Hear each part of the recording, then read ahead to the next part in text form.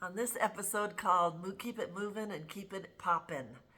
I am guilty of this. I have spent so many years wasting my time rehashing on what people have done to me. Old boyfriends, old husbands, old whatever. Wasting all this time thinking, well, I should have seen all the red flags, blah, blah, blah. We can rehash till the cows come home. But the bottom line is it working for you or is it not working for you?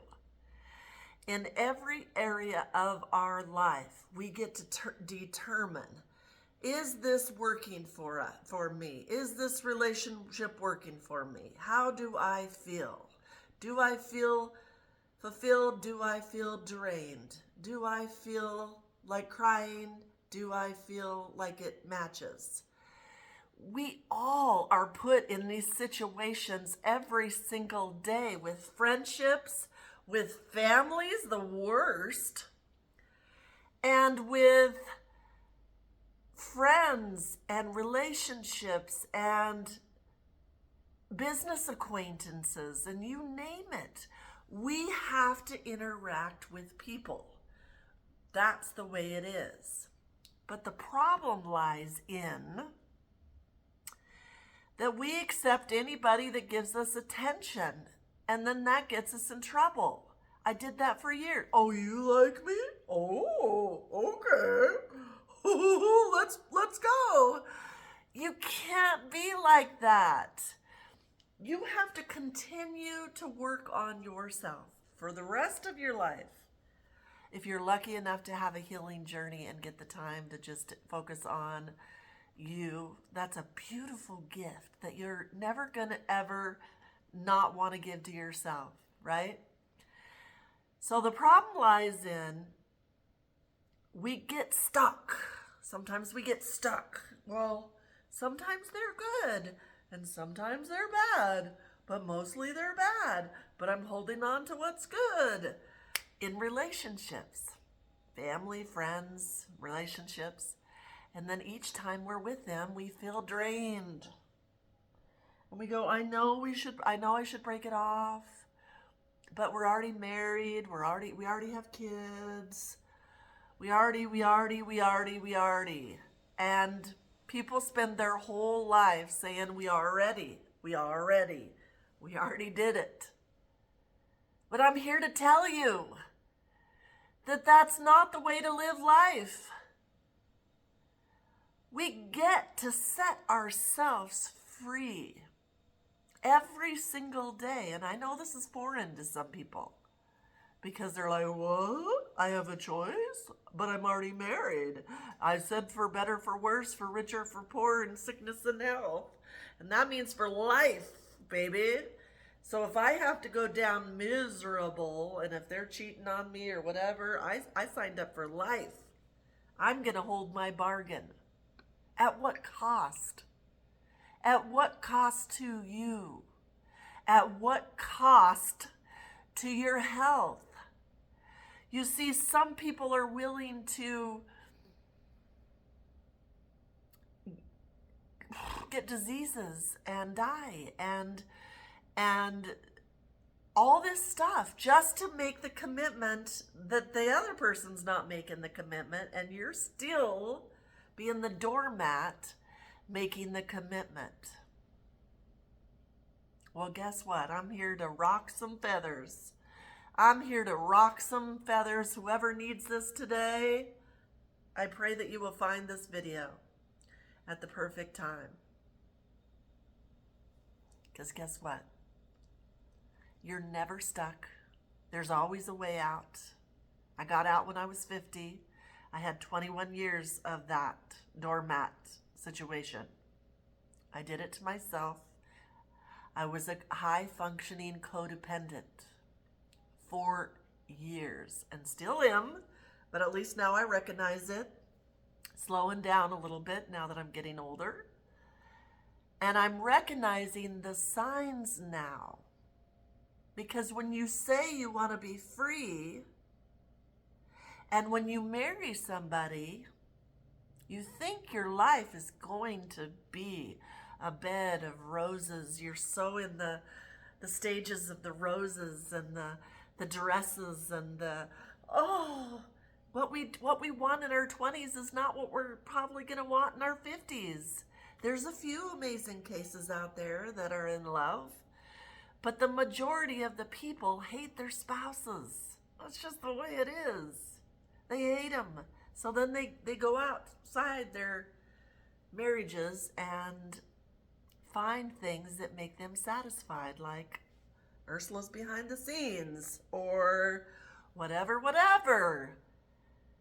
I'm not saying that's bad or wrong or whatever. Great. But how would it be to actually have the courage to say, it's not working, I forgive you, and move and keep it moving. Keep it moving like a rowing machine. Keep it moving. Keep it popping.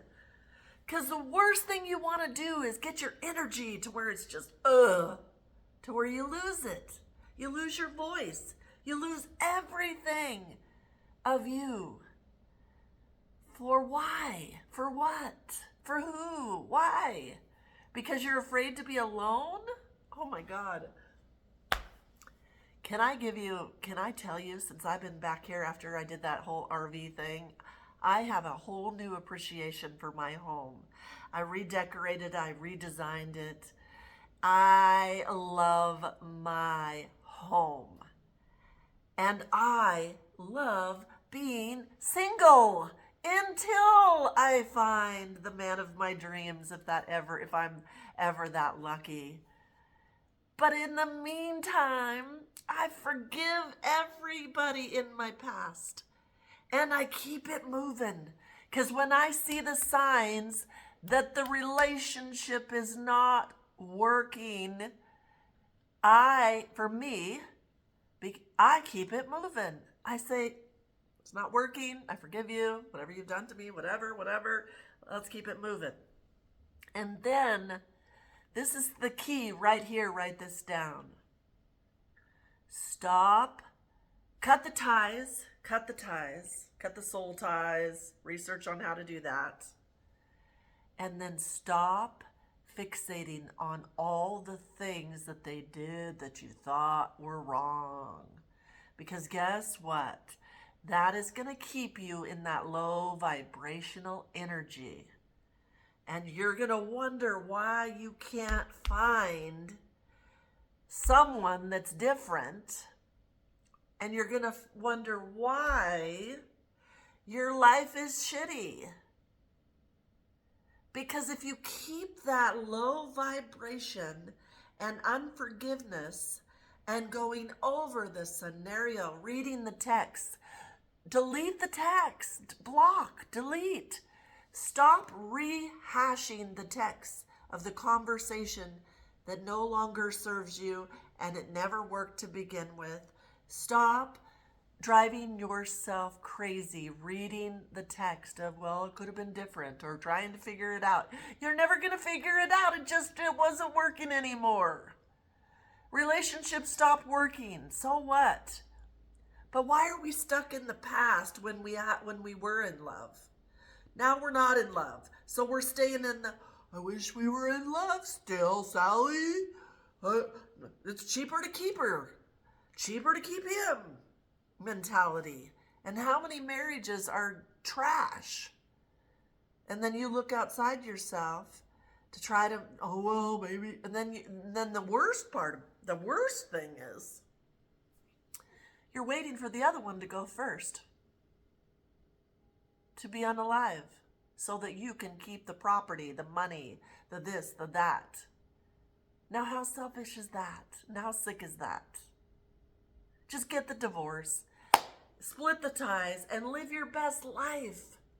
If you don't have that fancy house because you got to sell it and get something smaller, I promise you, your peace is worth far more than that financial situation, that house, that all that stuff.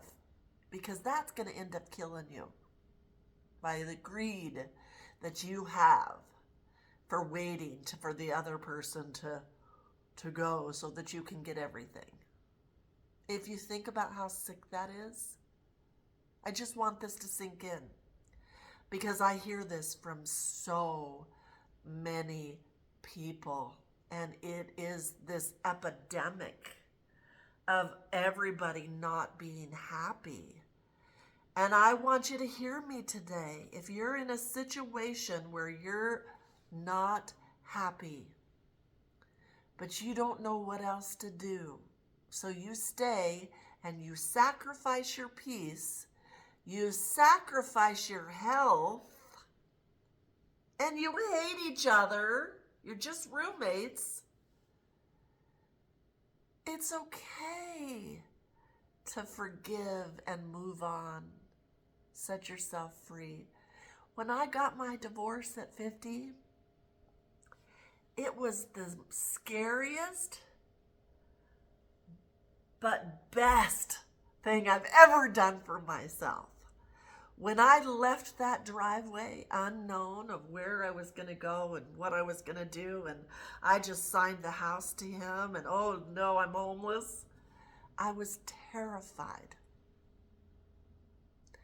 But I was terrified more of living that life and having, and me actually wanting to not be around anymore or having it kill me, because that's what it would have done. I've already had breast cancer. Now I'm having hot flashes, because every time I was there, I was not putting myself and my life first. So if you want to be healthy, if you want to be financially secure, it all comes from within. But you have to have the courage to get out of your situation, forgive, forget, and keep it moving. And stop rehashing all the coulda, woulda, shoulda, coulda, woulda, woulda, shoulda. Because that's shoulda, woulda is gone. And start living your best life today. Jump off the mountain into the water of greatness. You deserve to be happy. You deserve to be healthy.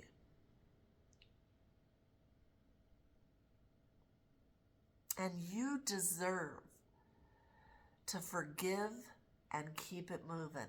And I promise you, as scary as it is to be on your own, you get stronger, more confident, more vibrant, younger, more energy, better sleep, better sex, because then you find somebody that you actually love. You get to travel, explore, and then ideas will start to come, because you'll get still with yourself. And then you'll get money-making ideas to make you money.